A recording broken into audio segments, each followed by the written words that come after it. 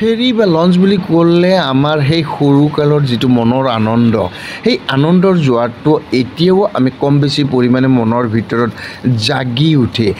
বিশেষকৈ গোৱালপাৰা পঞ্চৰত্ন আৰু যোগীঘোপাৰ ফেৰী সেৱা জৰিয়তে গাড়ীত উঠা আৰু গাড়ীৰ পৰা দৌৰি আহি ফেৰীত উঠা যিটো এটা মজা, সেই মজাটো যিহেতু নৰনাৰায়ণ সেইটো হোৱাৰ পিছতে ফেৰী সেৱাটো বন্ধ হৈ গৈছে।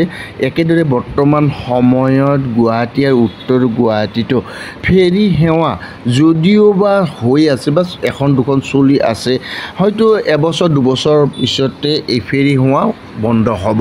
সেয়েহে ভাবিলোঁ এই ফেৰীসমূহ বা এই লঞ্চসমূহ আচলতে চিনাকি হৈ থকাৰ বা নতুন প্ৰজন্মক চিনাকি কৰি দিয়াৰ প্ৰয়াসেৰে এই ফেৰীসমূহৰ একেদৰে উজনি অসমৰ নৈসমূহৰ বুকুতো দলং বা সেতু হোৱাৰ পিছত সেই নৈসমূহত চলি থকা লঞ্চ বা ফেৰী সেৱাসমূহৰ চলাচল বন্ধ হৈ গৈছেহি।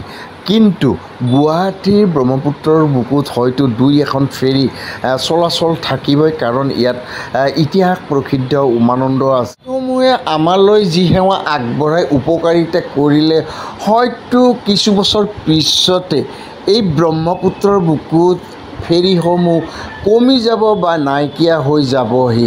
যিয়েই নহওক এই ফেৰীসমূহ বা লঞ্চসমূহক চিনাকি কৰি ৰখাৰ স্বাৰ্থত এই ভিডিঅ'টি বনালোহি। অনিচ্ছাকৃত ভুল ত্ৰুটি হ'ব পাৰে, সমূহ ভুল ত্ৰুটিৰ গঠনমূলক পৰামৰ্শৰে মই মোৰ ভিডিঅ'টি ইমানতে সমাপ্ত কৰিছোঁহি। ধন্যবাদ।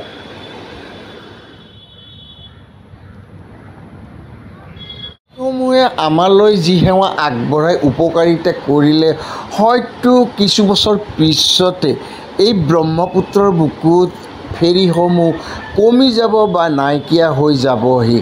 যিয়েই নহওক এই ফেৰীসমূহ বা লঞ্চসমূহক চিনাকি কৰি ৰখাৰ স্বাৰ্থত এই ভিডিঅ'টি বনালোহি। অনিচ্ছাকৃত ভুল ত্ৰুটি হ'ব পাৰে, সমূহ ভুল ত্ৰুটিৰ গঠনমূলক পৰামৰ্শৰে মই মোৰ ভিডিঅ'টি ইমানতে সমাপ্ত কৰিছোঁহি। ধন্যবাদ।